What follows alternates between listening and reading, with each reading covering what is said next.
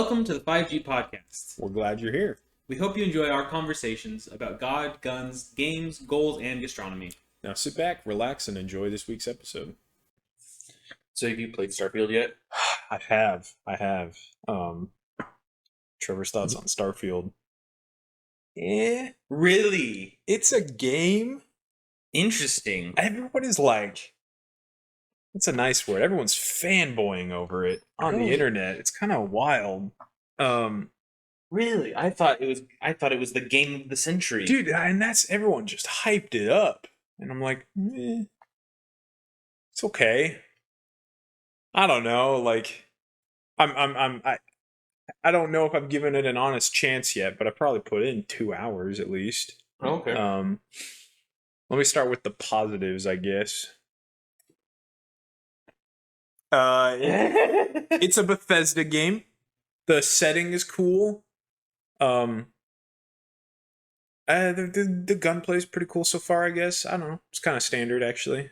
I know you can get lots of cool weapon modifications, but here's the thing. A lot of the good things I've heard about online, I haven't gotten to in game yet. You can like build bases and build outposts and go explore any planet you want. 2 hours in, I haven't done any of that. Interesting. Modify guns and ships. I haven't done any of that yet. I'm 2 hours in and they're just like sending me on fetch quests. Literally, the first, after the like tutorial, you come and you like join the secret society of space explorers. Yeah. And then your first real mission is a fetch quest. It was abysmal, let me tell you what. You have to go find this guy. And they last heard about him on Mars. So you fly to Mars and you go talk to a bartender and it's like, oh, social interaction, pass a persuasion check. And then he's like, oh yeah, he went to Neptune or whatever. So then we have to fly to Neptune. And several load screens in between all of this, by the way, because every time you take off and land on a planet, it's a load screen. Anytime you fast travel to another planet, that's a load screen. So then we go to Neptune to find his beacon or whatever, and then we get there and we find his beacon, and that leads us to the moon of Earth. So then we go there. Again, more load screens. And then finally there is like, I'm killing some pirates. And I'm like, oh my goodness, I've been in load screens for 30 minutes. I just want to shoot things. And I have a fast computer too. Like the load screens you have a brand new computer. Yeah. I don't have a brand new video card. So it's like the graphics aren't as good as it should be. But everything does load quick. Everything else is brand new. So it's not long load screens. There's just a lot of them. So finally I'm shooting some guys. I'm like, oh, sweet, this is cool. And then like at the end of that, then I find like another beacon. I find another waypoint. He's like, oh yeah, I'm actually out in space at these coordinates. So then I got to leave the space station. Another load screen. Fast travel to where he's actually at. And then I have a space battle. And the space battles are kind of cool, I guess, actually. I'll throw that in as one good thing. Space battles are pretty fun. It's really all space is for, is just battling and fast traveling. The flying a ship you do during a battle, but not like flying to planets. Oh. And so then I finally found his spaceship and found him and completed the quest or whatever. Then I had to fast travel back and turn in the quest or whatever. It's like that was a lot. It was a lot for a fetch quest. It was my first one of like, go here and then there and kill some guys and then actually there. It's like, ugh. It would be slightly better if my gamer wasn't crashing every 10 minutes, but it just does. You don't see a whole lot of people complaining about that online, but like, with no reason, there's no bug report, and there's no reason why it should be crashing. It's a brand new computer, and the graphics are turned down low, so it's like my computer can handle it. There's no slowing or stuttering or anything of that. It just will randomly crash. That's annoying. Yeah, it is. It's semi-unplayable. Crashing every 10 minutes is a little bit frustrating. Especially when you have a load screen every 10 minutes, too. Yeah, at least. So, it's okay. I don't see the hype yet. Maybe I'll give it another 10 hours and a game will be good. Jeez. But I saw a pretty popular video game reviewer, Video Game Donkey. He mentioned that because there was some official like gaming magazine reported like, oh, the first 12 hours of Starfield are the worst. And he said like, okay, I can list off several good video games that are less than 12 hours total of experience. Yeah. And it was like, he had a picture of like the first Halo up there. I was like, Yeah, I can get behind that. Oh, for the first Halo, I think Caleb and I beat it in like an afternoon. Yeah, exactly. Like you play it in a day, and you're like, this was an awesome game. Yeah. Like, so maybe I'll get to the good stuff eventually, the base building and the exploring and Jeez. whatever. But going in was just kind of. I'm not super attached to the story yet. I try to think back to like other Bethesda story intros, and like Skyrim was pretty solid. You just do like you think you're gonna get murdered, and then dragons come and attack, and you escape. It's like, all right, that was pretty cool.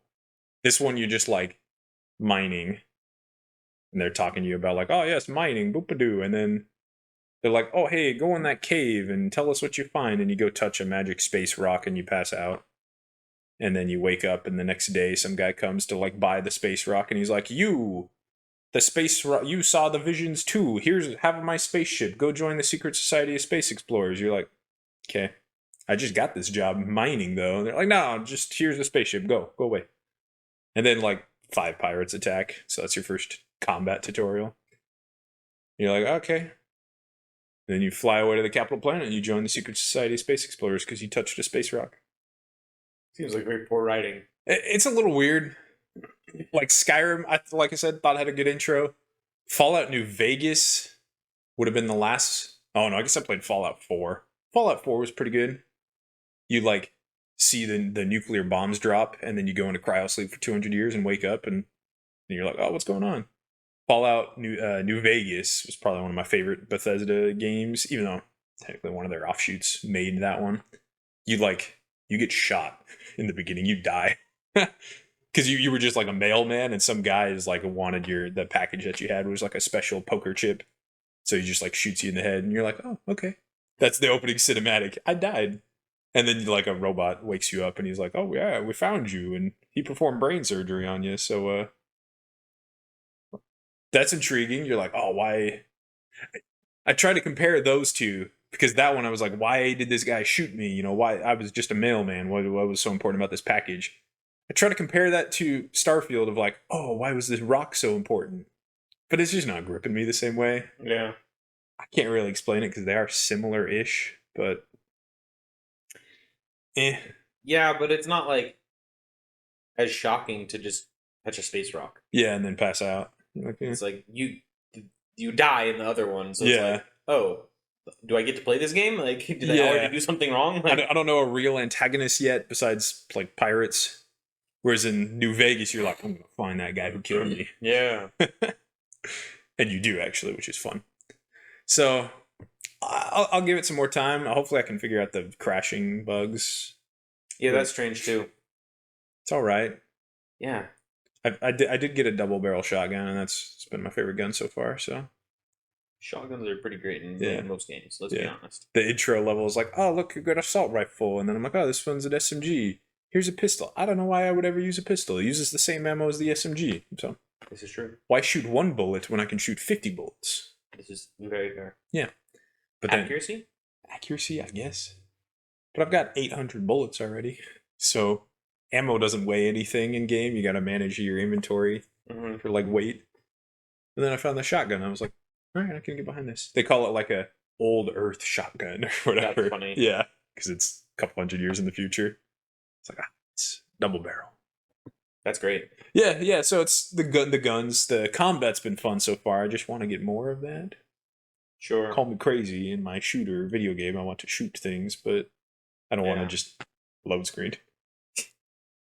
Jeez, man, I was expecting like this, grand, like, oh my gosh, dude. I thought Baldur's Gate was amazing. Starfield is just freaking blowing it out of the water, orgasmic or whatever. Yeah. No, amazing.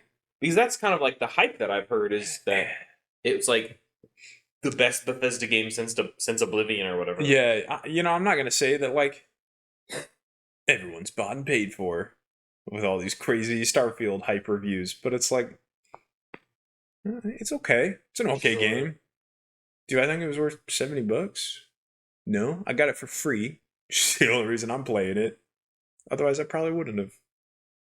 Well, and Caleb was having a problem with his computer running it as well. Yeah, he's hoping it'll fix it because it actually recommends it says you need to have the game on a solid state drive. He had his game installed on his hard drive. Yeah. It is slower to run things from generally, but interesting. It's kind of so. Hopefully that fixes his problems. Because he does have a better graphics card than me, so it shouldn't just crash randomly on him. I wouldn't be able to play the game then because I have all of my games on my hard drive. Yeah. Which is a common practice because hard drives are so big. But yeah, solid state drives are pretty big for the price now. Actually, they've really improved. I think I have a 500 gig solid state. You can get a 2 terabyte solid state now for like $80. Really? Yeah, they've come way down. Maybe I'll upgrade. It's not bad. That's what I put in my new one. I have freaking 5 terabytes of hard drive. Like, why do I need another? Why do you need another 2? But 2 terabytes of solid state is much quicker. Yeah, but I don't think I like I said, I keep all of my games on my hard drive, and I've never had a problem with running it. And you run Windows off the solid state, which is what matters the most. Yeah. And sometimes, on occasion, it'll take a minute for it to like load up, actually get the program running. It's usually because you're pulling it into your RAM first. You just got to get. But after that, it usually it's fine. Yeah. That's happens to me anytime I play a Total War Warhammer. It's because that's a huge game. It's like your first time booting it up takes forever, and then you load your save file, takes forever. Then after that, it's good. It's golden. It's already in your active memory. So, but maybe that'll fix the Starfield issues he was having. I don't know. And you have it on your SSD. Yeah, I do. Interesting. Wow. So, I think there's just maybe some more issues with the game that people aren't really talking about. Interesting. And we're not as illustrious, we're not paid for, so we can talk about the negative. Ruin all of our sponsorships to Bethesda. But Bethesda. But actually, if you want to sponsor us. Next week we'll be like, Starfield's the best game ever, and we'll have all the clickbait titles and not bought and paid for. All the memorabilia behind us, like Bethesda. We'll do it. We're not sellouts. No, not at all. If you give me a better video card and that fixes my problems, I will review the game probably much higher. That's fair. Yeah. That's fair. For as good as a game is, if it's unplayable, people are you're going to have a bad time. Yeah. For anybody. It's kind of annoying that game companies are, I understand wanting to make the best game possible. Optimization. But also not everyone has the newest of the newest of the new. Yeah. Systems, especially video cards, they're expensive. Yeah, it's the most expensive piece, I'd say. And so, for you to make a game that can only run well or how you want it to on the top of the food chain computer technology, it's it's kind of an annoying thing because then half the freaking country can't play it because half the people who want to play the game can't play it because their computer is 2 years old. Exactly. It's not brand new. So it's only content creators can play it, I guess. Yeah, for real. You guys got to get this game. Content creators are uber nerds. Yeah. But even then, probably don't have the money to upgrade your computer every single year. Every year, yeah. Whereas content creators, it's a tax write-off. So. True. Yeah. So, it's my opinion. Maybe, we could talk more about it at some point, but... We'll have to, after you get 20 hours into the game, we'll have to... Yeah, it'll be good after 12 or whatever. So you've been, then, instead of playing Starfield, you've been playing Baldur's Gate? Baldur's Gate. Still been playing Baldur's Gate. Just all the time. Basically, if I'm not playing Baldur's Gate by myself, in my free time, right, I have work, which we could talk about after as well, but since we're on the video game topics, if I'm not playing Baldur's Gate in my free time, I'm playing Baldur's Gate with my wife. So, it's really... What was date night last night? It was, go out to eat and do some shopping that we had to get done or whatever, and then come home and play Baldur's Gate till midnight. It's a solid date night. It was pretty good. I enjoyed it. So, yeah, that's legit. It's even funnier. You asked some good Baldur's Gate stories. It's even funnier playing through this. My wife and I are doing a co-op campaign, and we're playing through as evil. We're trying to be as evil as can be. Oh, interesting. It was her idea, not mine. Fair enough. So, which is funny because it's her first playthrough through the game. So she's experiencing the evil side first. And it's one of the first big story beats, there's no spoilers, is you end up at this grove of druids, right? And the druids have a bunch of tiefling refugees that were on their way to Baldur's Gate. It's a city. That's the name of the game. Whoa. So there's tieflings and druids, and then there's like goblin raiders. And so you can side with either one. And like the obvious one that the story pushes you towards is like side with the tieflings and the druids. And so to do that, you got to go like invade the goblin camp, and you find the head druid that got captured, and you save him, and then you defend the camp from the goblins. Cool. So I've done that a couple times, but I knew we were trying to do the evil side, and the game doesn't really like make it obvious that that's an option. And so like we go to the goblins, we're just like, well, we want to join you, but like some random like ragtag groups of goblins, we ended up still having to fight, which was weird. And then my wife probably broke it at one point because she actually snuck inside the goblin hideout as a cat.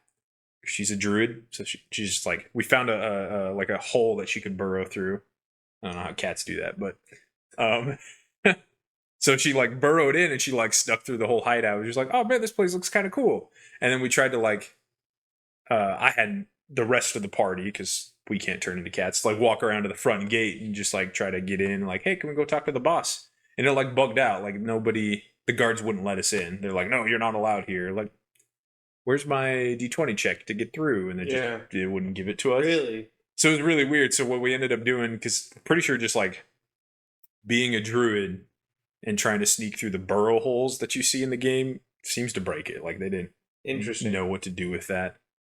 Because we had no checks at any point. So I turned invisible, snuck past the guards, and went to go talk to the goblin leader to like trigger the D20 checks to like, hey, we want to join your team. And then that worked, because then like you tell them like, hey, this is where the tieflings and the druids are hiding out, and they're like, oh cool, we'll plan a raiding party. So then that actually moves the guards away from the door as they're all like grouping up. So then we could get through and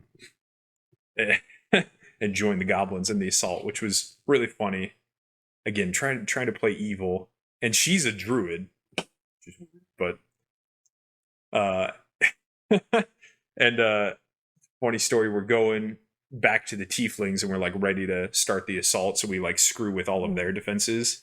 They have these like concealed oil barrels that they were going to shoot with fire arrows. Oh yeah. So I just like, oh no, and I like blow up the oil barrels like with ice so they don't explode. Yeah. Oh, what happened to that? And then we go and we like pour water on their bonfire so they can't light fire arrows.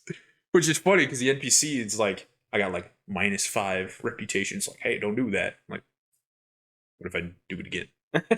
So, hey, don't do that. I'm like, okay. And then you talk to the head tiefling. He's like, okay, the goblins are with us, but we sure are glad to have you on our side.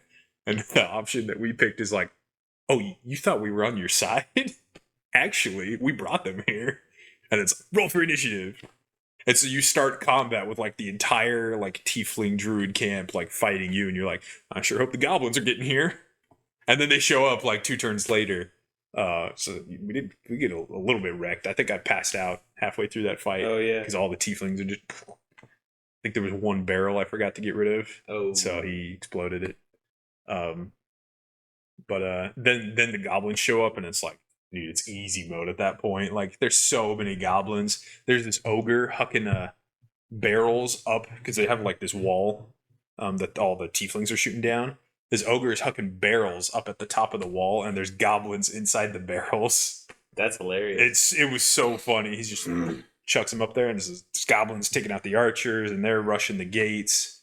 Even though we already opened the gate for them, but they had these goblin sappers, so they're like suicide bombers, like strapped up with bombs to go blow up the gate.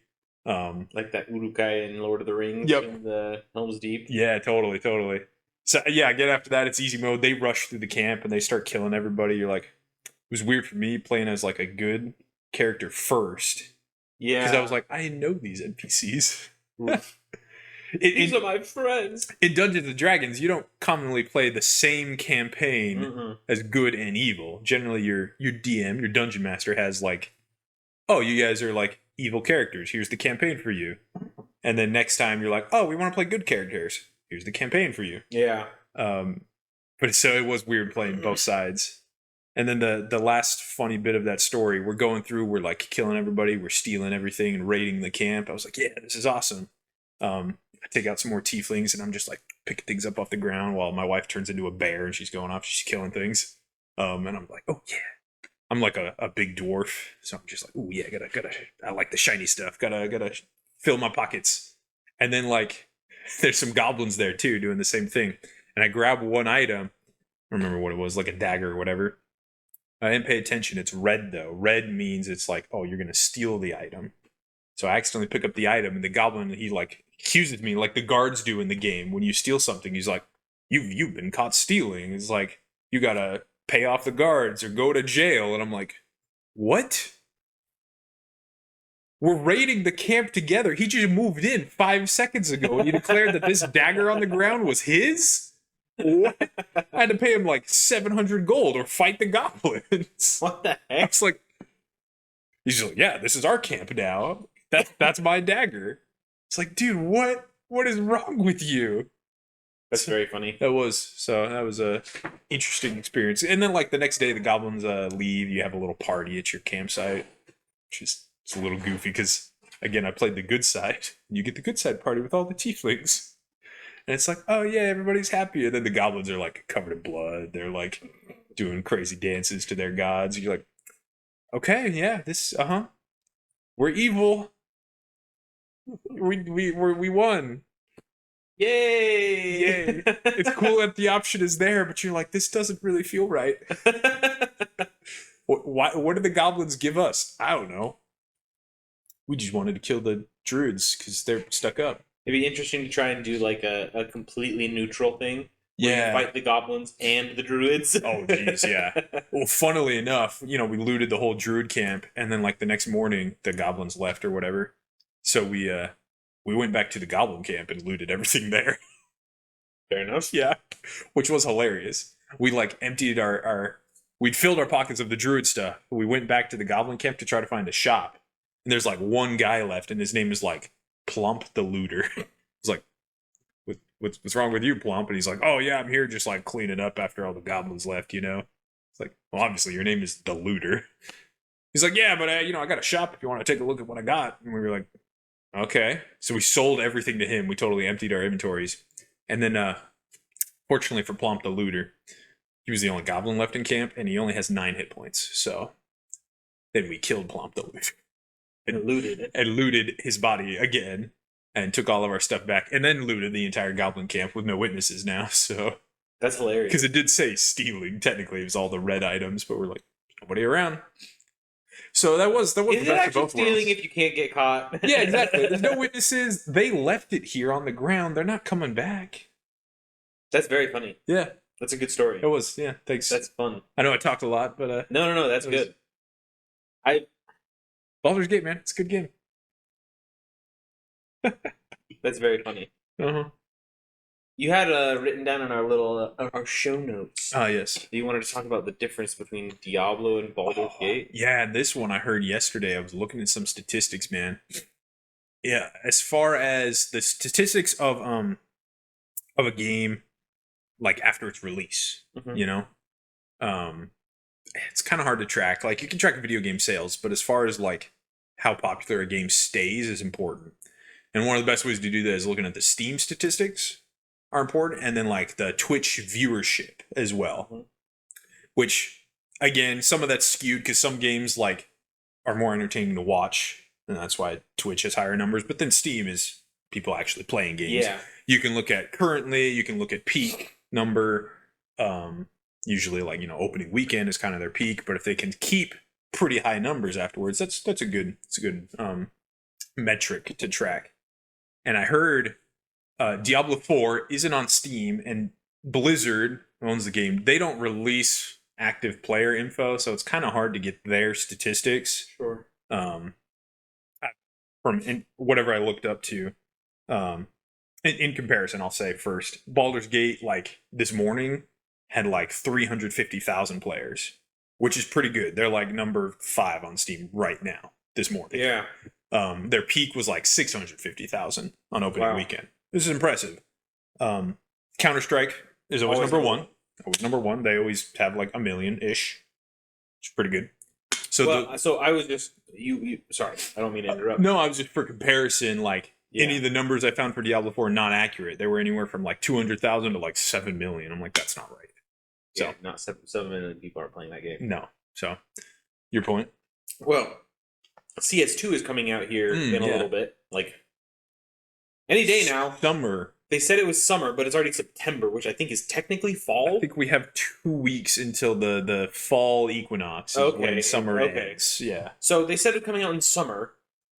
They got 2 weeks. Everyone was like, "Oh, it'll come out." At like the beginning of the year, everyone was like, "Oh, it'll come out in July." And then June? like June came around and was like, "Oh, it's probably going to be like August." And then like August like went and came, and everyone's like, September? September? Does this count? It's still summer, I think. But so in preparation for CS2 to come out, people have been grinding CSGO because it's just going to transfer. and they just hit like an all-time players record. Wow, that's like, impressive. Players or something like that's that. Pretty cool. Just because everyone's like they're ready. Everyone's pumped for CS2 to come out. Uh-huh. And I think what they did for CS2 is really smart because all of your stuff transfers. Yeah, that's really good. It's so smart. In a multiplayer competitive game, especially with such a big community of like marketplace. Yeah, because the cosmetics are so important and they're worth real money. Like there are some cosmetics that are literally worth hundreds of thousands of dollars. Mm-hmm. And so can you imagine if like all of a sudden that just went away? They just reset. Everyone would be so pissed. They would like shoot themselves in the foot so bad. But instead what they've done now is because if you switch from CSGO to CS2, you can't open those boxes anymore. Oh, okay. And so like they're not making any more CSGO boxes. Yeah. Crates. And so all of those are going to go up in value. Yeah, definitely. So everyone's inventory is increasing in value or marginally or like excessively increasing in value with the release of CS2. Dude, do we have to grind some out? Get some crates? Get some boxes? I have a skin for every single gun in the game. That are all CSGO exclusive skins. 99% of them are battle scarred. Yes, which is the lowest quality. I have a couple of well-worn ones. The second lowest quality. No, I have a couple. I liked to get. I just started to. What I would do is I would get like the crappy skins that they would give you in like the crates and stuff like that they give you for just playing the game. Yeah. And I just sell them. Yeah, right. Yeah. And then my Steam balance like slowly increased with like quote unquote free money. Yeah. And so I'd go and buy like the crappiest skin for one of these guns that I still like enjoyed looking at, right? Because you got it for free. Yeah, and I usually try to get the stat track ones and things like that. So it's just, that is cool. That's nice though. Yeah, with CS2 coming out, people are just like hoarding. It's like investing. Kind of like we know the value is going to. I've always thought about this. Like, this is like a way big tangent, but I thought this. We were already on a tangent, but we'll take a trip. This is true. That's what the podcast is about. Yeah. Steven's road trip. We're just talking. That's how real conversations go. You take tangents. I was thinking this is a thought I've had for a couple of years now. Whoa. It's like, like they're like investment funds and like hedge funds and things like that. Yeah. Where they buy up assets and then they assume that those assets are going to appreciate in value and then slowly sell off those assets as they appreciate and as they need capital. Yeah. So they're gaining money but also holding a hard asset. My thought was like, what if you just created some sort of investment group or whatever that just went onto the Steam marketplace and like bought every single item that was for sale? For like CSGO or whatever, or like any of those games like that where they're like non-fungible. Probably CSGO because it's the most popular one, but yeah. And just bought all of them. And like, you would probably have like, you'd probably lose some money in the start, obviously, because people are going to notice that someone is buying up everything, and so they're going to raise the prices. Yeah. But then at the same time, it's like, well, but now I own everything, so I get to determine the price. And so if I want to sell this skin, maybe I bought it. Maybe you just do like a 10% markup or whatever, or a 20% markup or something like that. That is, and like for a skin that's like $1, it's like $1.20 now. It's like whatever, right? Yeah, but 20% across your entire inventory. But across. I'm now British. I'm posh. Across your entire inventory. But yeah, across your entire inventory, you're gaining 20% on that, and then it's like that is adjacent tangent to your tangent. That is literally what I did in World of Warcraft. Oh, really? Yeah, because they had a player-run economy. They call it the auction house, and it was players could post up anything on the auction house for any price they wanted, and then other players can see it and buy it. And there's like deposit fees. There's fees that you pay just like to the game, like to the bank in Monopoly. Yeah. That is it's unavoidable. It's just invisible third party. It's not like Blizzard needs the in-game currency. Sure. And so there are fees associated with that. But when I first started playing World of Warcraft, I was probably 12 when I got my own account, and I played on this relatively small server. And in my first guild master, I don't know how I got in with him, but he like was famed on the server. It was small enough population because he would do that. He would like, he was like, oh, look at the trends or whatever. Be like, oh, this week I think I'm going to buy up all of the silver ore. So he would buy up all of the silver ore, and then he determines the prices on silver ore. And anytime somebody tries to undercut him, he'll just buy them out and then just put it back up at his price. So people had to come to him for like the materials that he wanted. So a lot of people didn't like him on the server, but he kind of taught me to do that. So then I started doing that too, which was hilarious because like I'm 12, 13 years old, and I'm learning about like supply and demand in a market economy, run by the people. Which was hilarious. That I was like learning real world skills, and I've transferred that to like other games. Anything I can do that with, I should transfer it to like stocks. It's so hard to do with stocks though, because you can't buy up all of them. You can't buy up all of them unless it's like penny stocks, and then you're like spending like $20,000 on this random company that like, does anyone actually want this? Does anyone want it? Yeah. So you have to watch it. There's a lot more homework that goes into it. It's real world cash, so there's more obviously a risk involved.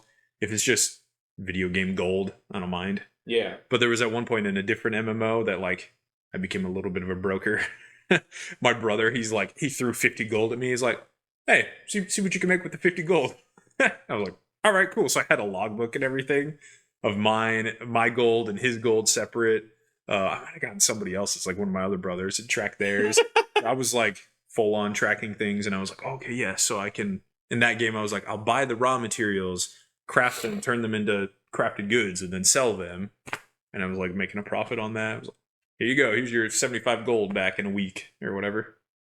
That's hilarious. Yeah, it was a lot of fun. That's hilarious. But I just think like, and maybe it's like a dick move for the video game community if someone did that, but like I feel like it wouldn't be unreasonable. Like, I don't feel like it's an unreasonable thing to do, necessarily. No. Free market. Like, you buy, like, even if you just bought all the cheap skins. Yeah. You buy all the, like, $4 and below skins, mark them up 20%, plus whatever fees Valve charges you. Because they do have real fees, yeah. And they're not egregious fees, honestly. No. For, like, some of the skins that I bought were, like, 20 cents or whatever. And it was like, or like, oh, I'm going to sell this for the market value. Whenever I sold stuff, I didn't like try to get premium price or anything like that. I was just selling it at market price just because I wanted it to sell immediately. Right? Yeah. And so like, oh, this case is worth $1.30, and I'd be like, okay, well, I want the buyer to pay $1.30, and then it'd be like, okay, from this transaction you will get $1.28. I'm like, sure, okay. Ooh. It's like, yeah, whatever. So, but I think like it'd be cool. Be interesting. You could do it. I wonder if it like wouldn't take off like professionally, just because they're like, oh, that's just silly video game economy. Like, doubt, because guess what? People put millions upon millions upon millions of dollars into cryptocurrencies and NFTs. That's true. And guess what? Skins in CSGO are NFTs. They're just NFTs. Yeah. Instead of a decentralized chain, they're a centralized chain. Yeah, exactly. That's the only difference. And guess what? I think it's definitely getting more mainstream. Everyone says like, oh, cryptocurrency is decentralized. 99% of cryptocurrencies are centralized currencies. Yeah. It's how it works. Yep. The only one that's not is Bitcoin. And that's arguably is why it's very popular to mine, but yeah. So anyway, there's my thoughts on that. It's really hard to put time codes in our videos just because we're jumping all over the place. This is true. Back to Diablo 4.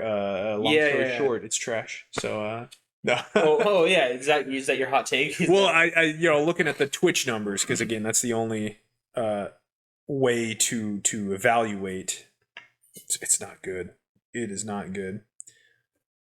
You want to guess how many viewers they have on Twitch, and arguably, this is today, but it is a Saturday. Yeah. Let's see. Should I compare to something closer to the top? We'll say. So tell me how many viewers like Valorant has. Valorant has 96,000 on Twitch right now. 96,000. Yep. Okay. Which is Diablo 4 was a reasonably popular game, and I'm sure at one point it had almost the same amount as Valorant. Or how much does Warzone have right now? How much does Warzone have? 28,000. Really? Warzone's less than Valorant? Yeah.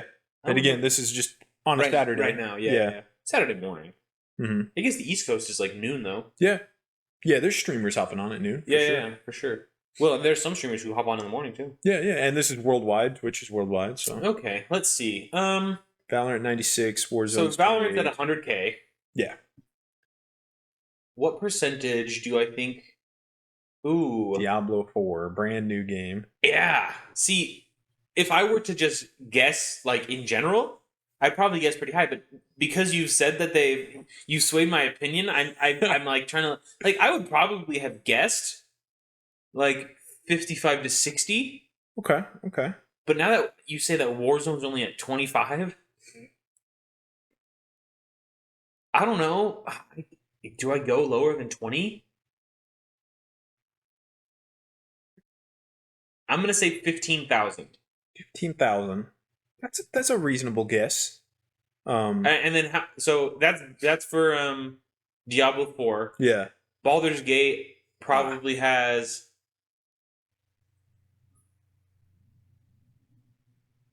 Baldur's Gate didn't have the marketing budget behind it either. No, relatively small company. Yeah. Have this fly bugging us all episode. That's true. We shall name you Pete. Excellent. Pete to the penis picker. Oh. Baldur's Gate. What's your guess for Baldur's Gate? Baldur's Gate. Diablo 4 is is 15. Higher or lower than freaking Diablo? It's got to be lower, right? You would think it's not a super streamer heavy game. Yeah. It's not competitive. I'm thinking, so Baldur's Gate, I said 15? Yeah. No, Diablo 4. Diablo 4, I said 15,000. 15,000. I think Baldur's Gate's at 7,000. Okay. Drum roll, please. The real numbers. Sound effect. I'll give you Baldur's Gate 3 is at 17,000 viewers. Right. Wow, that's higher. Okay. Yeah. What did I say? 7? You said 7,000. Yeah. Yeah. So, okay, so they're 10K more than I thought. Uh-huh. Well done. So they're not like in the top 10 right now, but it's pretty good. No, that's okay though. Diablo 4 has 2,000 viewers on Twitch. You said 20,000, 25? 15, I think. 15? Yeah. 2,000. Whoa. Yeah, if you would guess that they are higher than Pokemon White, you would be correct. But lower than Clash Royale. What is that Smite at right now? Smite was lower than I thought it would be, but it was It's still... probably like 2,000-3,000. Oh, no, it was actually more. Really? Smite. Among Us is at 5,000. I think Smite's less than that. Yeah, Smite's at 4,000. That's still higher than freaking... Higher than Diablo 4, yeah. Elden Ring is still at 4,000. Elden Ring's at 4,000. I mean, it's a popular game. Fine game, right? Like, yeah. Good for them, but... Wow. Uh-huh. Yeah, Diablo 4 is not... Again, that's really one of the better metrics we have. Oh, you know what? Smite might be high because they're having a competition right now. There you go, yeah. They're having a tournament right now, I think. That makes sense. Yeah, I haven't played Diablo 4 myself. I have one brother who still plays it. It is a seasonal game in defense of Diablo 4.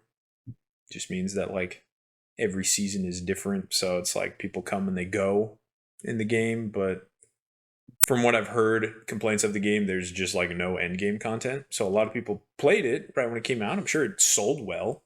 Yeah, I think it sold really well. But you play the game, you get to max level, and you're like, all right, I'm done. I think one of the cool things that Diablo... What company makes Diablo? Blizzard. Oh, okay. one of the things that Blizzard did that was really cool was the whole getting to max level on hardcore, getting to level 100 on hardcore. Yeah, you get your name on a statue. The first 5,000 people, on 1,000 people to do it or whatever, get their name engraved on this statue that's in front of Blizzard headquarters. Yeah. It's pretty cool. Like, that's cool. That's a pretty cool promo thing. Like, you know, as far as like everyone has cool achievements or should have cool achievements for like, oh yeah, you beat the game on hardcore mode, whatever. In game, you get a cool reward. Yeah. But like, memorialized on a statue. Yeah, that's sick. Yeah, it's cool. Like, you could go and take your grandkids, if they care, to this like random statue in this random derelict building. Because, to be honest, Blizzard's not going to exist in 100 years. Yeah, maybe not. But the statue might. The statue might. Because I think it's like a nice big statue. It's like a big old like Diablo, like a big demon looking thing. That'd be cool. It's pretty cool. But yeah. Anyway, it's kind of random to just be like, yes, I was there. Like, I don't know. There's sometimes like I'm playing like dinky little mobile games, and I look at the ranking. I'm like, dude, I'm number like 200 in the PvP right now. There's a game I was playing. Everyone. There's a game I was playing. It was a little like brain teaser game or whatever, and I was like super hardcore into it for a little while because I was number 1 in the world. Sick. Out of like 300,000 people. That's cool. Like I started my rank at the start of the game. Like every level that you complete shows you your rank on the leaderboard, right? And I started at like 300,000. You're like, I'm at the top. And then, you based on how quickly you do it, how many tries it takes you to complete each level, you get like, I don't know exactly how the point system works, but like, and you can't, it's like not pay to play or not pay to win. You can pay for like stuff, but every time you use like a cheat, like they give you like hint things and like extra things, it takes points away from your score. Oh, like using those things. That's kind of funny. Like you can beat the level, but if you're like actually paying attention to like your score, it gives you like, so like if winning the level is 100 points, if you use like a hint, it takes 20 points off of it or something like that. So it's kind of cool. But funny. I was number 1 in the world for like 7 months. Dude. It was great. This is the second week in a row where I'm like, man, Steven's too big for this podcast. Oh, yeah. Yeah, dude. Oh, yeah. This game with like 400,000 people worldwide, number 1, baby. Number 1. Yeah. Consecutive 7 months. And then I stopped playing for a little bit. I think I was playing during the summer a lot, and then school happened, and I was I got no time to do this. Yep. And so I like hopped back on like on a Sunday during church or something like that, and I looked and I was like 77,000 again. And I was like, crap, man, I don't want to grind to this again. It was good while it lasted. Yeah, but I would like watch the leaderboard during the week. That's cool. Because every Sunday was like their official, like their ranking, like there's a recount. You couldn't progress anymore. Okay, yeah. And then on Sunday, the points were back to, like, based off of your rank, they would still rank you at a certain level, but your points kind of reset a little bit, so that you were still like number 1 ranked. If you like on Sunday at midnight, the rankings reset basically. Gotcha. But I was still number 1 until someone beat 1 level, and then they were number 1. Sure. But yeah, that's fun. Anyway, it's fun to be on top. Anyway, so yeah. I can't believe it blows my mind that Diablo is less than Baldur's Gate. And again, good on Baldur's Gate. Yeah. Maybe the if we had player metrics like Steam, it's cool to see Baldur's Gate sells 300,000 players, which is more than Starfield on Steam. But really, Baldur's Gate is doing good, and they just came out on consoles this week, actually on PlayStation, I think. So they'll probably get more numbers. Well, from that. Starfield is also on console mostly as well. So So it's like their Steam numbers doesn't reflect everything, but Baldur's Gate was just on PC, and they were doing well and above Starfield on Starfield's opening weekend. So take it, with a grain of salt. Take it with what you will. There's, what's the saying? There's lies, damn lies, and statistics. I mean, it's just statistics, but statistics do speak. Yeah, they can. I mean, raw statistics like that. Yeah. Whereas you can't really fudge those numbers. It's like, this is how many people are watching it on Twitch. Yeah. This is the engagement with the community. How alive is your game? Yeah. So. Interesting. Yeah. Interesting. Thought that'd be interesting to say. Would you like to, as promised in last week's anime review, would you like to give us your insightful experience you I've watched? watched all the animes. All 5 that I recommended. I've watched all of the anime. The whole The entire genre. yeah. Oh, that could be doable. All anime. Yeah. No, okay. Everything. I misunderstood. I thought like just the 5 I listed. The biggest one was maybe like 40 episodes. So yeah, you could have done 5 times 40. Yeah, sure. No. I watched everything. All of it. You are a man of culture now. I can tell. Yes. Konnichiwa. You didn't show up like with your katana and in a kimono. Like They haven't come in yet. Oh, okay. They haven't come in yet. Amazon. I spent all my money on guns, and now Amazon's just trying to catch up with. It's pulling in all the weeb paraphernalia. Yeah, I got my waifu shaker cup and everything. Do you have the? What's actually funny is I have a waifu shaker cup. Interesting. Okay. Yeah. You could definitely like find the dregs of anime stuff. Anime swag. They've got some interesting stuff. That's the dark side of anime. I told you we don't go there. I have a waifu cup. I got it from there's like the G Fuel and there's like GamerStop and all those companies. One of the streamers that I watched on occasion, he had a sponsorship and I was like, I want to try some of that because he was like, this stuff is the best. And I was like, okay. And I had Gamer Fuel or G Fuel before, and it's all right. Mediocre to say the best. Like if I want to buy a can of it, like I just rather buy Red Bull or Monster. Sure. Same. But this stuff was like, it came in like a little, like one of those little containers, like a pre-workout thing, but it was like 100 servings for like, I think it was like $20. Wow. Okay. Yeah. Maybe it's less than that. It might have been less than that. So it came out to like 16 cents per serving. And it was like supporting the creator. Yeah, exactly. And he gave me like a 25% off code and everything like that. So I was like, I'll just buy some. And so I spent like, I think I got 4 of their flavors. Mm-hmm.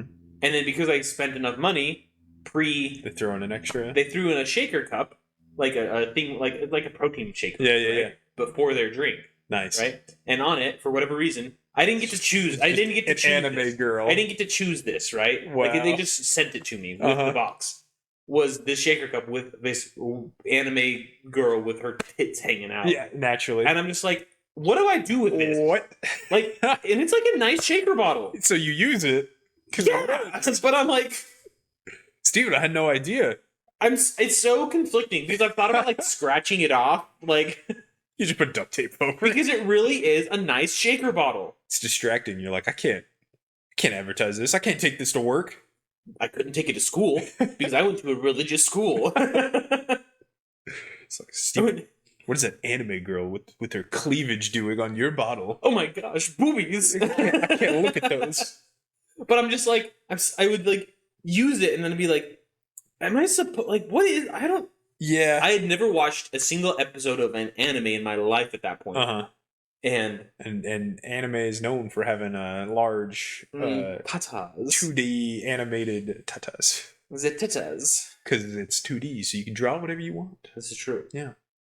Yeah, you can really get, like I said, deep into anime swag. There's all sorts of stuff. My wife and I always joke about this is like a joke online with like gamers or weebs that they don't have girlfriends, they just have anime body pillows. So I was joking. In them? I was joking about that. I'm like, so am I allowed to get an anime body pillow, or is that considered cheating? It's a fun joke. Like, you weeb. That is funny. Yeah. So. I thought last time we talked about how you were going to have a conversation with the sex doll next episode. Oh yeah. I thought about buying one and just inflating it and putting it on the couch. That'd be hilarious. Yeah, that's funny. But it's like, I like anime. I've got a couple cool couple little figurines up on my desk. Yeah.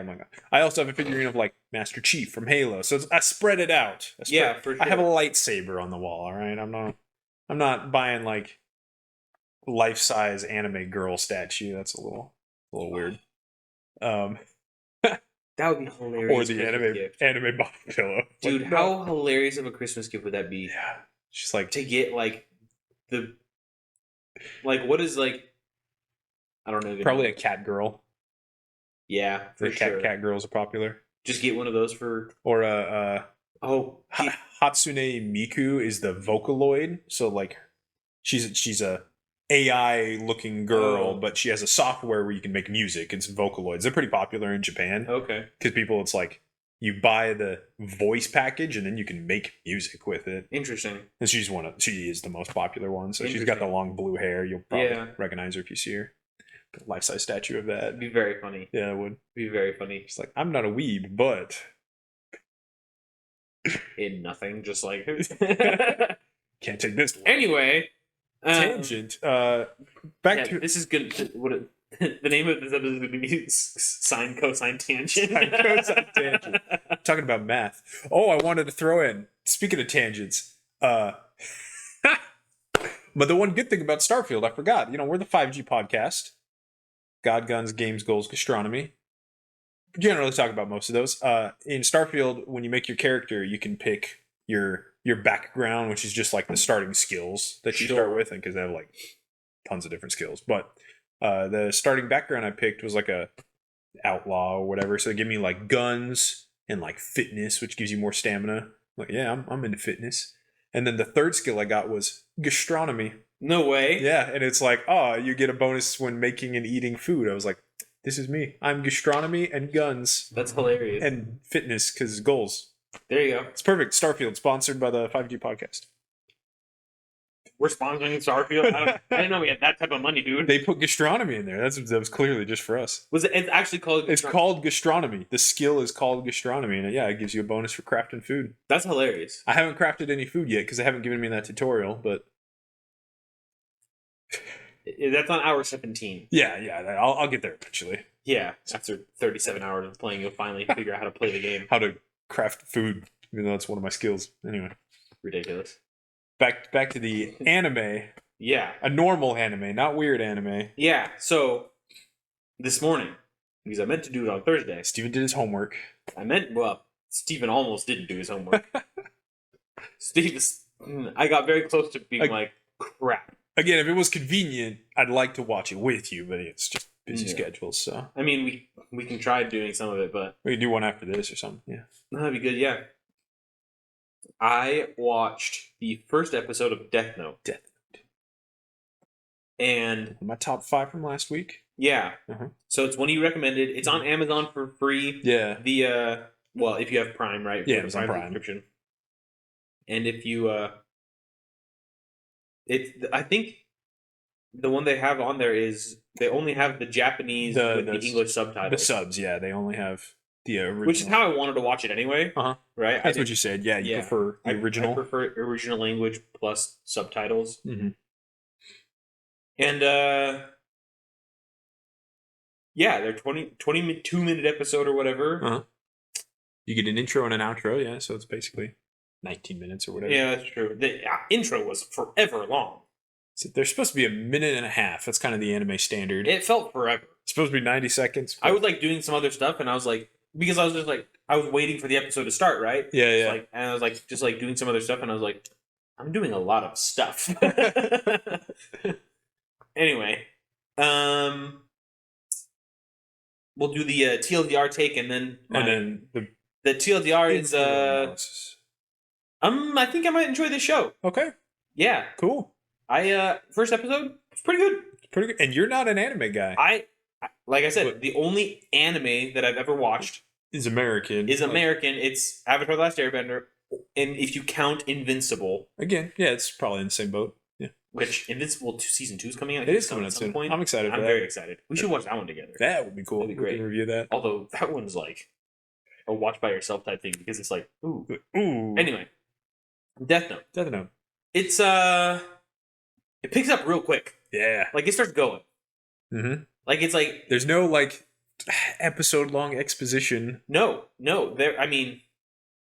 He like you don't even really know who this kid is. No, yeah, he's a high school kid. Yeah, from episode 1. And he's like really intelligent. Yeah, is like basically what you learn, and like that there are girls who think he's cute or whatever. Ooh, he's popular. Yeah, and he finds this book, and then all of a sudden, it's like 5 minutes of like, oh, this is stupid. Yeah, this is a dumb book. Yeah, and then he like tests it out on like this random like kidnapper, and it works. He's like, the Death Note works. You write their name in it. Death Note. And why are the instructions in English? It's so funny. Yeah. Oh, except they explained that. They do explain that literally in the first episode. The guys, the Ryu, yeah, the Shinigami. Shinigami. Best translation is like a death god in Japanese, or like a reaper. Oh yeah, basically. Well, yeah, because in their Shinigami realm or whatever, they had a bunch of like guys with size, and they're just like playing dice. Like or whatever. I could understand what that meant. Like yeah, it totally, was very obvious. They didn't need to translate that. No. Like, oh, it's a Shinigami, cool. Yeah, and his name's Ryu. Mm-hmm. Ryu. There's a K. Ryuk. He's something like that. Yeah. Raikou. No, it is Ryuk. Yeah, Ryuk. Anyway, he's goofy. He's a trip. Yeah, a little bit because like. I don't think there's going to be spoilers because it's been out 1 for like almost 20 years, 15 years at least. Yeah, I don't feel bad about this. Nah. Like, you learn at the end of the episode that like, so like he finds this book and if you write someone's name in, they die, right? Easy. And then Ryuk was the death god who like dropped it into the world, and the reason the instructions are in English is because it's like the most popular language on Earth or whatever. It's like, but you dropped it in Japan, right? First of all, like, what I just chucked it into the Earth and wanted to see what happened. Yeah, and so you're like, and then this death god Ryuk comes, but you don't know this. You think like because the death god Ryuk is like talking to his other demon buddies, and he's like, "Oh, I lost my notebook. I got to go find it in the Earth realm." And they're like, "Oh crap, dude! The big boss is gonna be pissed at you." And he's like, "I'm gonna go find it." And you're like, "Oh, he like just dropped the book, like accidentally, right?" So, he's got to go get it back. Yeah. And then the main character like picked it up and found it and used it a couple times, and then like Ryuk comes in and is like in his room standing behind him. You're like, "Oh shoot, dude! Ryuk's gonna f this boy up." It's creepy. Like this guy's gonna get wrecked. Mm-hmm. And then all of a sudden, Ryuk goes like. Or they're talking or whatever, and Ryuk's like, "Don't worry, man. I'm not going to kill you." Yeah. And the main character, I don't remember his name. Light. Oh, that's right. Yeah. I remember Light. it being weird. It is weird. So that's why I didn't remember it, because it wasn't like a Japanese name. No. So he's like, "Oh my gosh, who are you?" And then he like gains some balls or whatever, and is like, "You don't have any power over me," basically. Yeah. His initial reaction, he's like stumbles back. He's like, "There's a creepy demon guy in my room." And then he like is like, then "Haha!" Stands up. Yeah, which was like good on him, I guess. Mm-hmm. But he's like, "So you're gonna take your book back?" He's like, "You don't understand. I purposely dropped it in this Earth because I was bored. I'm bored." And then you're at least I was like, "Whoa, that's kind of cool." And then Ryuk, the demon god or whatever, death god, he's like, "Yeah, I just wanted to watch what would happen." And then he like picks up Light's death note that he dropped for him. Yeah. And he's like, "Oh man, you've been busy." And he like starts flipping the pages, and there's like hundreds of names. Pages of names. He's like, "Holy crap." And then Light, the main character's like, "You thought, bitch." He's like, "I've been busy." And then he like, the end of the episode is Light going, "I will become the god of this world." You're like, "What the freak?" Talk about a protagonist. What the heck happened? And he like just killed all of the criminals. Like all of the criminals. You find out the protagonist and like his motivation in episode 1 is very obvious. And I was just like, "This is not where I thought this was going to go." Yeah. That's episode 1. Yeah. Yeah. That's a lot. It's a lot in episode 1. But like they did it in 20 minutes and it was great. This story moves along. It was fantastic. Yeah. I will at least finish this season. Cool. Yeah, that's the first. There's 2 seasons. The first season is arguably the best. Season 2 does complete the story, but it's not as good. So, okay.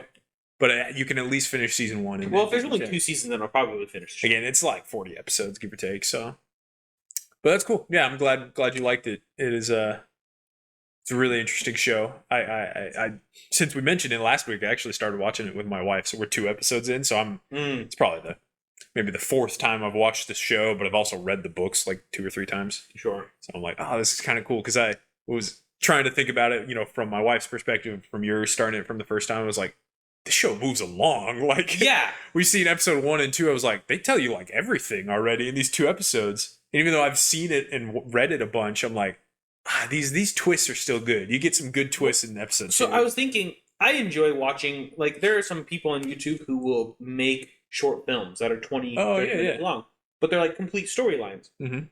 And sometimes they're live action. Most of the time they're animated Just because animated, it's yeah. easier, right? And just some, person having fun, right?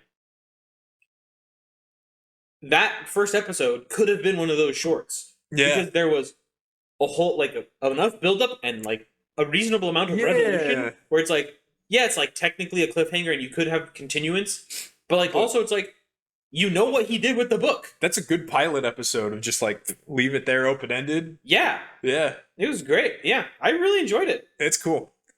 I woke up this morning, that's what I did, so. Nice. Well, that and emails, but. I'm excited to have you keep watching and see what you think. Yeah. We'll get you an anime, sure enough.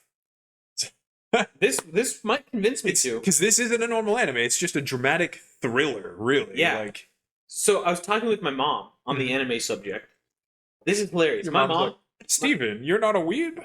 Well, no. What were we talking about? She goes, oh, it was Friday night.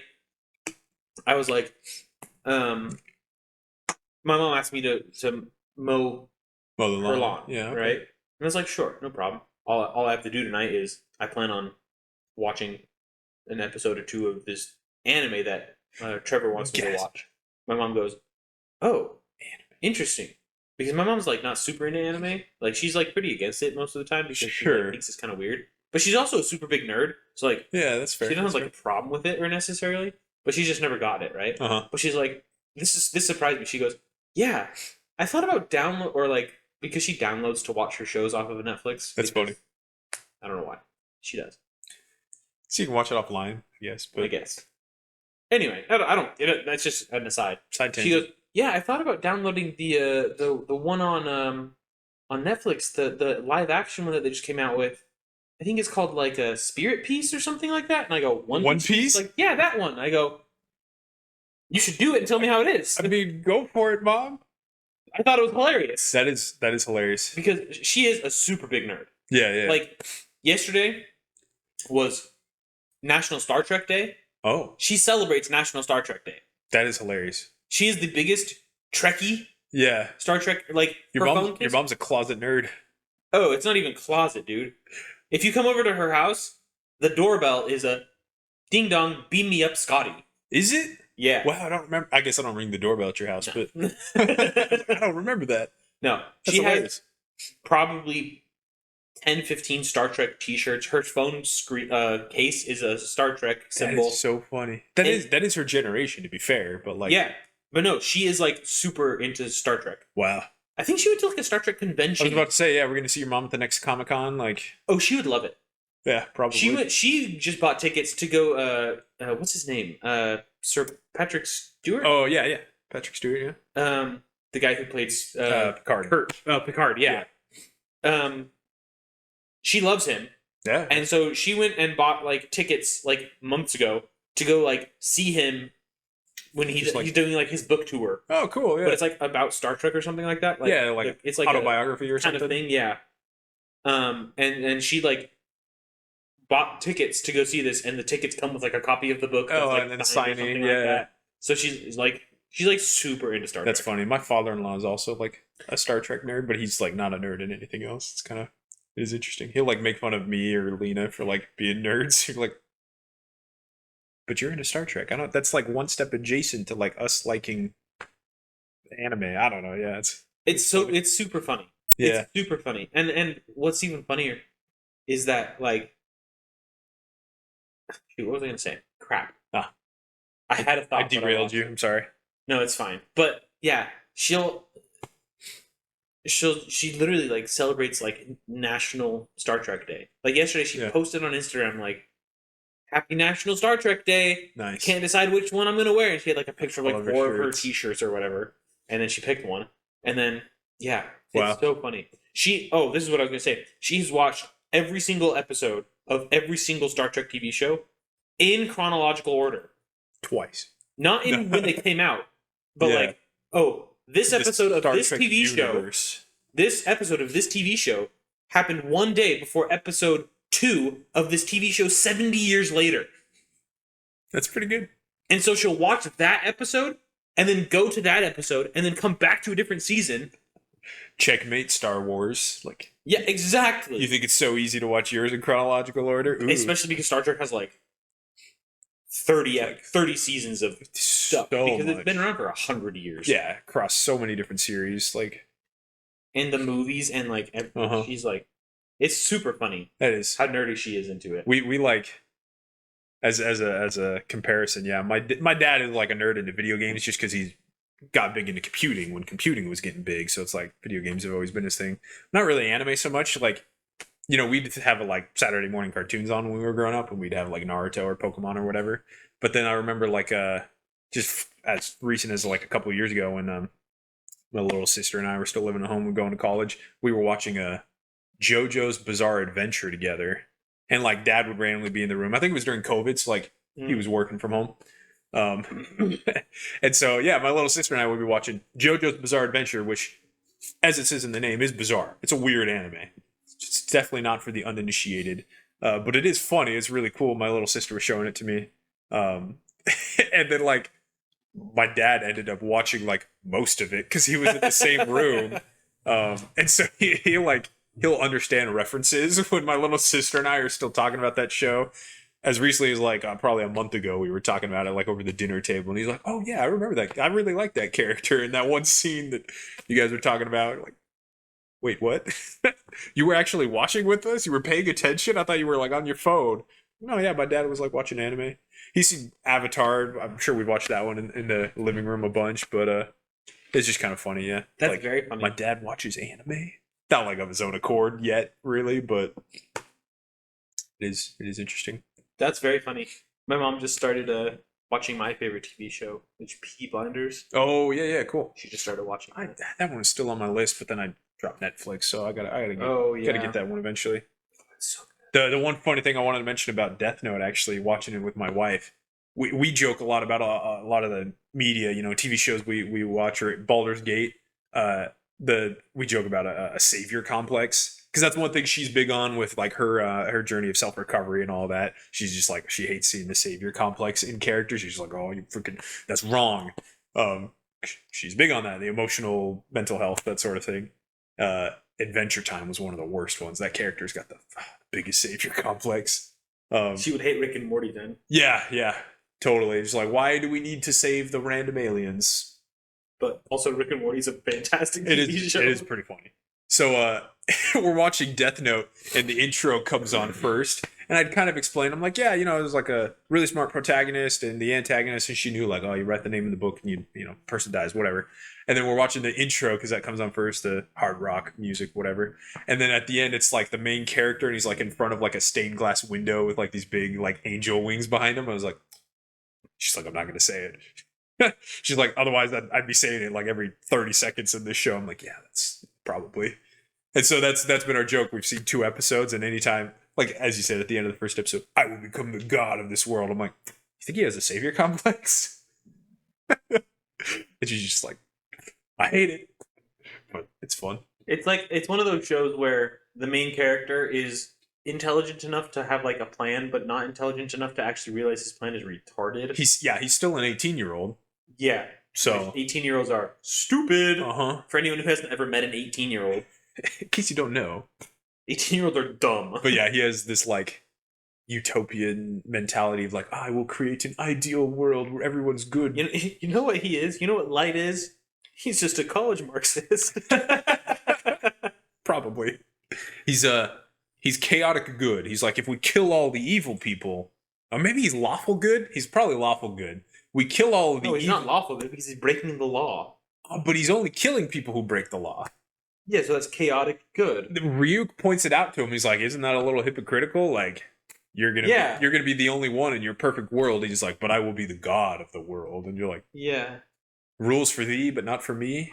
Well, yeah. Especially totally. Because he has a death note. Yeah, so it's like, he's the only one who's allowed to kill people. He passes judgment on everyone. He has his own laws. Yeah. Is how he sees it. Oh. Whereas we probably see him as chaotic, for sure. Oh, interesting. Yeah. Yeah. That's why, like, the Dungeons & Dragons, like, 9 alignments chart isn't perfect. Yeah. For everything, but it's a pretty good indicator. Yeah, so he's lawful good. He wants to kill all the evil people, and then there's no more evil. But, like, once you just get rid of evil, like you're just gonna find more evil. Well, yeah, because there's always like if you kill the most evil person in the world, okay, you start if there's a list of every human being on the planet, sure, and you start at the bottom, the dregs, right? Mm-hmm. It's like you're gonna get to like a certain point where it's like all of those guys, like every single rapist and murderer, probably that's probably okay, right? But you get to like people who like beat people up, and it's like okay, maybe. It's like you stole like when do you get to like. He stole a candy bar. When you get to like Les Mis level of stuff where like he got put in jail for 15 years or whatever it was for stealing a loaf of bread. Yeah. It's like to feed his family. It's like, are you gonna kill that person because they like you don't have anyone below them anymore to like kill? They're the most evil in society. Right. It's like, and then you get to like the only person left is like you and Jesus, and it's like, well, you're evil too in comparison. So, I guess you have to commit suicide at that point. That's probably.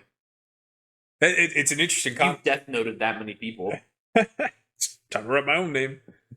Yeah. It's an interesting concept. I kind of like it harkens back to like some of our discussions about like AI. Like what sort of code of ethics are you applying in this scenario? Like how we said, like who programmed the AI with ethics? Yeah. So it's like, in this Death Note scenario, you're trying to make a perfect world, but like by what ethics? Like Christianity, it's pretty good to go off of, but also Christianity teaches you can't just kill the evil people. Yeah. Like, that's not how it works. Well, Christianity teaches that without evil there is no good. Yes, exactly. And that so we're all a necessity in life. And since we're all like from God, we all have some inherent goodness. Yeah. We're all redeemable. Yeah. And so the light of Christ. All that good stuff. And his name is light, and he's kind of perverting that into, as you said, his like 18 Marxist. Oh yeah. Symbolism already off the bat. Wow. I love shows with symbolism like that's super deep. Yeah. It's so good. I'm excited to have you watch more because you'll get to understand like how does the story shake out? I mean, like I said, I only watched one episode, but so far so good. Like, nice. So far, I've really enjoyed it, but it's yeah. Well, we've got a few minutes left on the timer. I can briefly explain my first week at work if you want. I think I've got something funny at least. Yeah, go for it. I've done all my training and my orientation stuff, and I'm not allowed to discuss so much because I work for a contractor at Intel. It's one thing they told us. I can't say I work for Intel. Not technically, not yet. And they just like they shared stories of like, we got people fired because they shared too much on social media. I'm like, oh, okay. Don't know how much I'm allowed to say publicly. Not that this has a whole lot of outreach, but maybe all 75 people who watch it, which we appreciate every single one of them. This is true. I would like more, but this is true. But maybe one day Intel will watch it and be like, he revealed trade secrets. Not that I'm privy to any of that yet, but in your first week of work. Yeah, but just to briefly share it is kind of funny. I texted my dad because he asked me yesterday. He's like, "Hey, how was your first week?" And I'll summarize the whole week. But I told him, I'm like, "Yeah, it was pretty good." This was Friday yesterday. I was like, "Yeah, I think I spent at least half the day in meetings." I think this is it. And my dad just texts back. He says, "Yeah, welcome to the corporate world." I was like, "Is this life? Is this normal for people?" So dumb. You spend half the day in meetings, but at least I'm in air conditioning. I made it. Yeah. Like I went to school for 4 years and I got a degree, so I can work in air conditioning. So I'm not. That's fair. It's different than my blue collar job as of just 2 weeks ago, but it's like it's nice. It's AC. I was in meetings all day on Friday, and I didn't understand most of it because I'm still new. But I'm like, I could get used to this, I guess. So my week one was just very weird. I kind of already explained to you the other day that like they were waiting for my laptop to get in. And so I had like they showed me my queue with my desk, but I didn't have a computer. And they were just like, "Oh, we don't know what to do." It's like in 2023, you don't know how to train people if they don't have a computer anymore. Mm-hmm. It's weird. And so that first day after I did all my training and I got my badge, they were just like, "Here's a voucher. Go buy some steel-toe boots. Come back tomorrow." Because I didn't have my computer or a login. They couldn't find my login information anywhere to like get into the server so I can like watch training videos. Then I could at least go to another computer and do that. So I showed up the next day. I had my boots. They printed out a 60-page packet and they're like, "Here, read this. It's the training from online. We printed it out for you." I'm like, "Okay, cool." So I read that like 3 times. And that you have 8 hours. Because I had 8 hours to do that. I was like, all right, cool. And then the next day, they found my login. So I drove into work. I went to one of the like free use computers. I logged in. Finally get to check my email. Catching up on all my emails. And it's like the top email is FedEx. And it's like, oh, your laptop's going to be at your house before noon. And you need to sign for it. And I'm like, dude, I'm already at work. It's half an hour away from home. So I messaged my manager. He's like, well, yeah, dude, you got to be there to get your laptop then. So he says, drive home. I'll set up your VPN so you can work from home for the rest of the day. So then I drove immediately home after 10 minutes at work.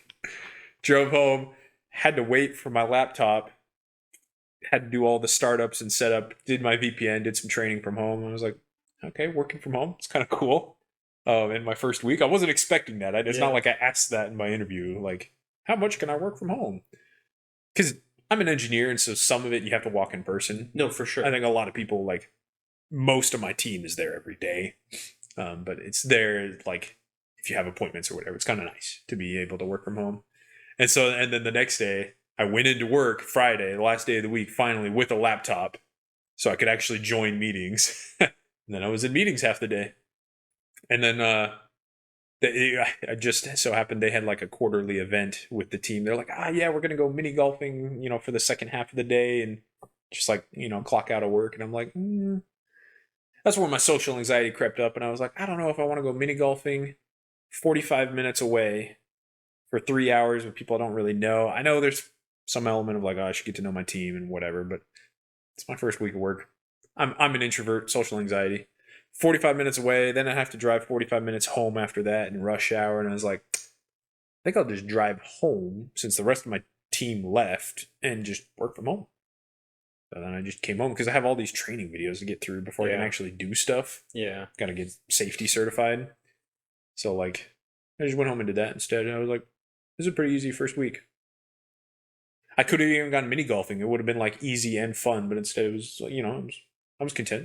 It was an easy first week. Yeah, for sure. So, welcome to corporate America. I made it. I have work stories for this week as well. Yeah. Well, first of all,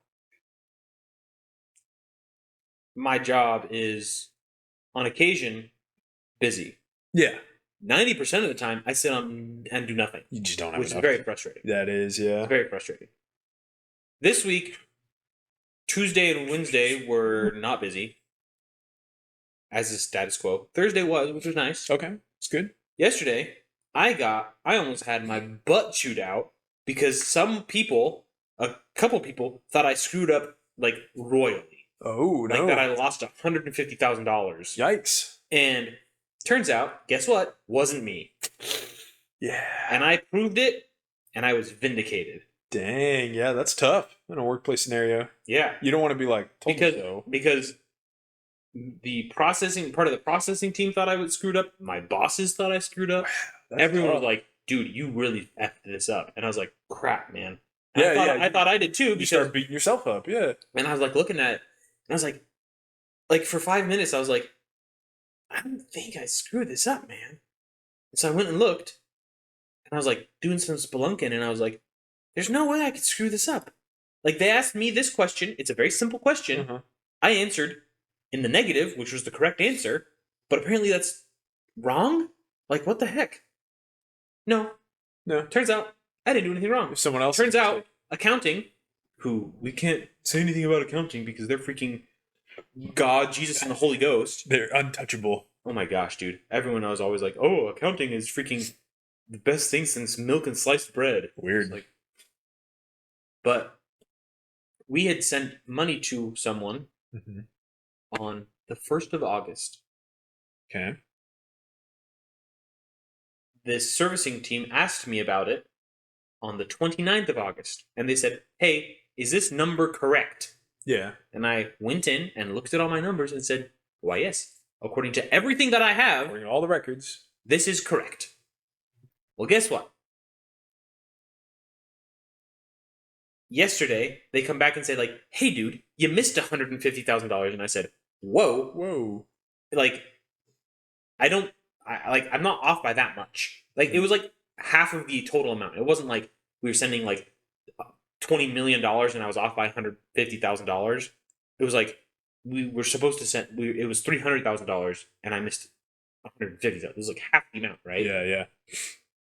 And I go, I'm like you could if I was off by like $10, you can like blame me. Like I might have missed that. Yeah. But 150, no way. Let me look into this. So I go in and look, and it says, oh yeah, on the 1st of August, this number was input. And I was like, but he asked me for this number on the 29th, and it wasn't there on the 29th. Number. So I go in and I look at all the field changes. Like you can go into like the not programming, but like the background of the program that is like our accounting program, and look at like who made what changes and when. And on September 4th, a week after, yeah. No, a month after. Oh, okay, after the initial. A month after the initial transfer, the other transfer that we actually did make was put in by accounting, and then she backdated it to the 1st of August. No way. And so everyone's like, dude, like, what the heck, man? And I was like, piece of paper, not me. Evidence. So, yeah. So everyone apologized to me and was like, all right, you didn't screw up. But then accounting doesn't get chewed up because they're accounting. They handle the money. Anyway. Yeah. That is... It was frustrating. That is frustrating. That's tough. At least, like... They all did apologize. They apologized, which is nice, and it only lasted a day. It's not like they harbored resentment for months. And no, and it sounds like a long process, but it was like maybe an hour. Sure, where everyone was pissed at me, and then I proved it, and they're like, oh. So anyway, that's tough. Yeah, that's work. Yeah, there it is. Nice. It's a good story. There it is. Yeah, and I'm applying to new jobs still. Yeah. I'm actually applying to H&K. Oh, that's cool. The gun company. Yeah. They have some positions in their headquarters in Germany that, like, I'm going to apply to them and just see.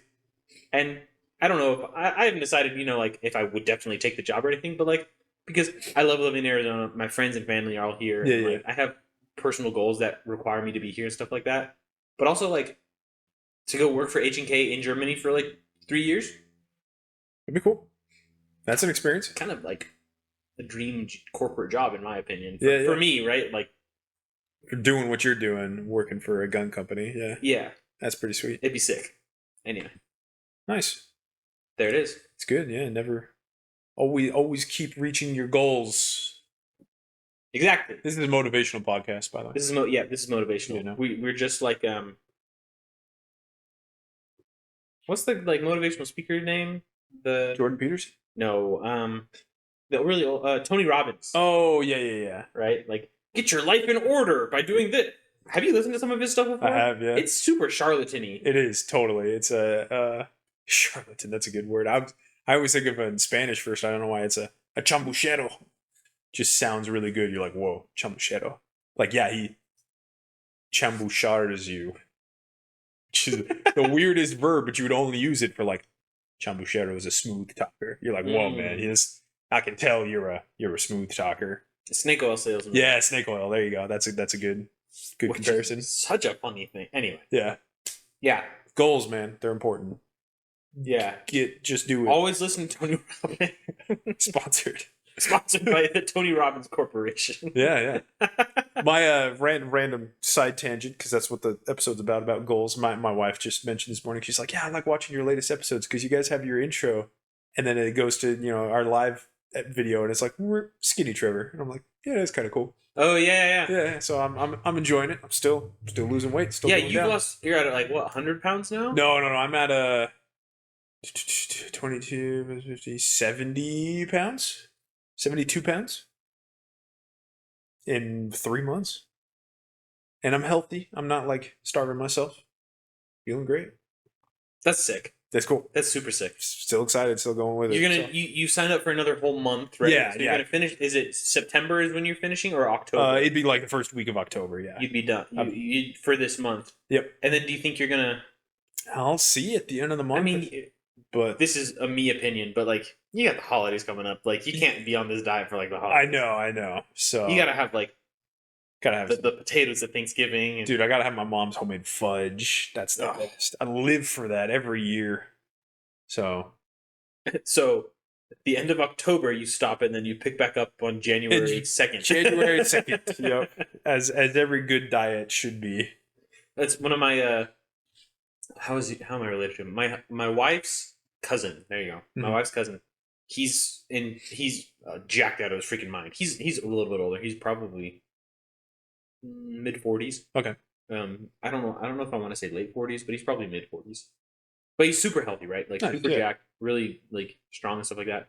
And he does like cycles where, for half the year he's cutting and half the year he's bulking. Right? Yeah, that's a classic like a bodybuilder or a weightlifter thing to do. Yeah. And his bulk season is it starts in October. Yeah, over the holidays. That's nice. So he can just eat whatever the freak he wants. Yeah, because he just has to bulk because he dirty bulks. Wow. And so it's literally whatever you want. Whatever, because then you're just going to turn it all into muscle. Yeah. In the next. And I mean, he can do that. Like for me, I would have to clean bulk because I would probably just have to not cut. Lose. Probably just not have to not cut. And then, because you already have enough. I already have the fat, right? Yeah. But yeah, so he dirty bulks and just like eats whatever the freak he wants and as much as he wants. That's cool. And then that's like old bodybuilders. That's what they did. You look at like pictures of old bodybuilders and they like have dad bods, like they're big. Whereas like new bodybuilders, they're like ripped, like toned abs all the time, and they're like, oh yeah, skinny but like muscular. Old bodybuilders, like they put on weight. Well, it's like the strongmen today. Yeah. Like, dude, the strongmen they look fat. If you just look at them. Except then they have their big old belly, and then they take off their shirt and they like flex and just like you got freaking howitzers for abs. Or if you saw him walking down the street, you'd be like, "That's a fat guy." Except you definitely wouldn't because he's also huge. Their freaking arms are the size of tree trunks. Yeah, and they're like they can deadlift like 1,000 pounds without like thinking about it. Yeah, they can throw you easy. There was one of them, Brian Shaw. He was like one of the best. He's one of the best like American ones for sure. He's one of the best ever. Yeah. He won it. He won World's Strongest Man 4 times. That's because he competes with like the Eastern European and the Russian guys. He competes with the world, and they grow big over there. They grow big. But he's like really tall and stuff like that. But he's massive. He weighs like 400 something pounds. Jeez. But it's all muscle. And there was a story of him. And he told this story on his YouTube channel where he was stuck in traffic because there was a massive car accident, like 4 cars in front of him. Everything shut down. And there was a person trapped inside the car, but the fire department couldn't get there yet. Or hadn't gotten there yet with their jaws of life. And so he literally just tore the roof of the car off. Oh my goodness. He literally just said, "Oh, you're stuck." Just like a freaking tin can. Real life superhero there. Real life freaking Hulk. Come with me if you want to live. He's just like an ogre. You're like, I don't know if I'm safer in or out of the car. Please don't hurt me. Please don't eat me. He just picks up the car. Eat this mine. Well, and he's been in a couple of like Mr. Beast videos or whatever. Oh, okay. And like one of the things in the Mr. Beast video was like, yeah, how many times can you deadlift this car? And he did like 10. Deadlifted like 10 times. That's cool. And so they're like, oh, we thought you were going to get like 2 and be done. And he's like, no, this is like one of the competitions that we do. They pull like full semi-trucks in their competition. Yeah. You're just like, yeah, this is me now. And just like walk with this semi-truck on their back. It's like. This guy's crazy. That is. Multiple tons of steel. The pinnacle of strength. Yeah, for real. Testing the limits of the human body. It's cool. I like it. Yeah. They're all juiced up, but oh, totally, yeah. Because they don't test for that in the strongman, yeah. Hey, so long as it's like no rules, anything goes. Everybody knows the rules. I think they should do.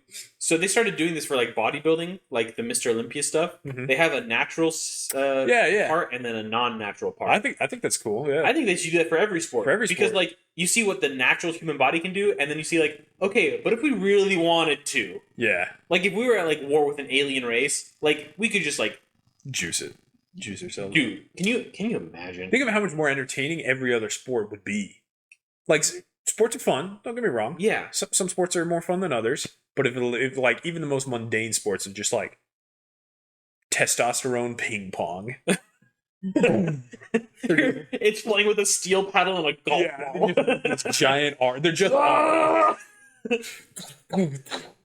like, but you think about like the great baseball players like Barry Bonds.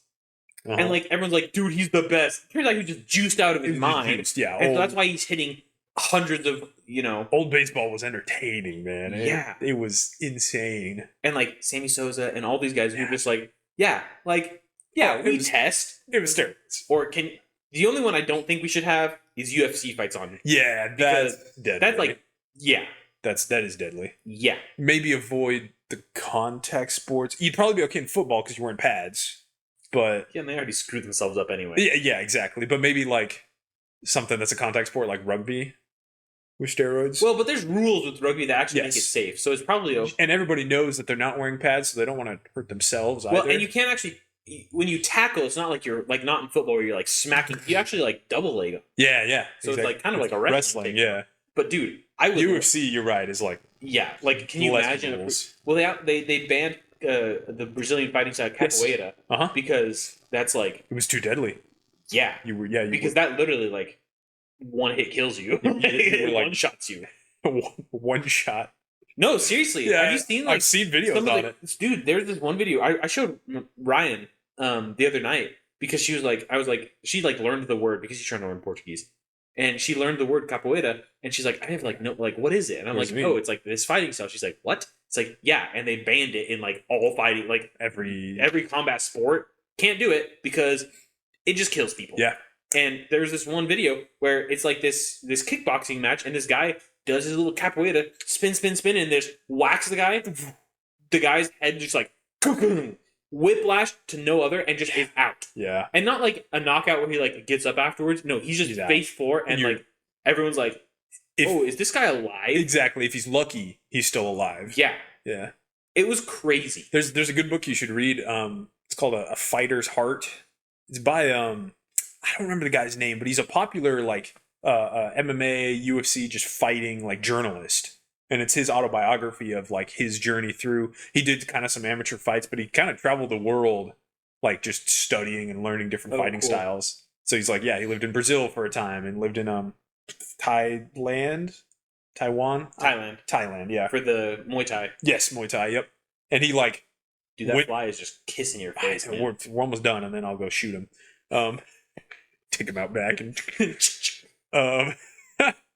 but yeah, so he like lived amongst all those different fighters and like experienced how they raised them. So like for Muay Thai, he like lived like a monk basically. Like he lived like so barren and had nothing, kicking trees. And so he experienced all of it and wrote it all down, which was super cool. And it's a really cool book of just like going through that. And he's just like, the Brazilian, the capoeira was like, that was insane. Like I don't recall if he like learned it well, but he saw it plenty. He was like, this is deadly. Like he said the best thing to do if you like knew that your opponent was good at that was generally for any fighting style was like get good at the ground game. Yeah. The ground game is everything in fighting sports that allow it. And I was like, I like that because it's like, yes, wrestling. Wrestling is all ground game. Wrestling and jiu-jitsu. Yeah. So gotta learn how to like do damage when you're on the mat. Yeah, that's the hard part. The problem is like, especially with capoeira, they move around. If like you're fighting someone who's only fighting capoeira, they're just like doing like they're breakdancing, and then all of a sudden you're gonna get smacked in the face by their foot, and you're like, where did that freaking come from? He was just dancing. Yeah. It's crazy. It's a good book. I should read that. That'd be good. I want to say his name is Sam Sheridan. Sheridan comes to mind as the last name, but I'll double check. Ooh, that sounds familiar. Anyway. Yeah. Well, now that we've gone on that tangent, yes, I seriously think I'm gonna title this one "Sine Cosine Tangent." Tangent. Welcome to Tangents. Because but we covered a wide variety of topics as we promised. As we promised. I think next week we decided we're gonna do a dedicated gun episode. Gun theme. We promise. Tune in next week. Gun episode. We promise. All gun related episodes. Still a wide variety. Gun related topics. Yes. Yeah. It'll be cool. Show off my new AK that I finished finally. I'll show off a couple guns. We'll share some stories. I'm so excited to show you this AK. It looks so good. I'm excited too. I sent you that picture. It looks cool. So sick. Anyway. Next time. On the 5G podcast.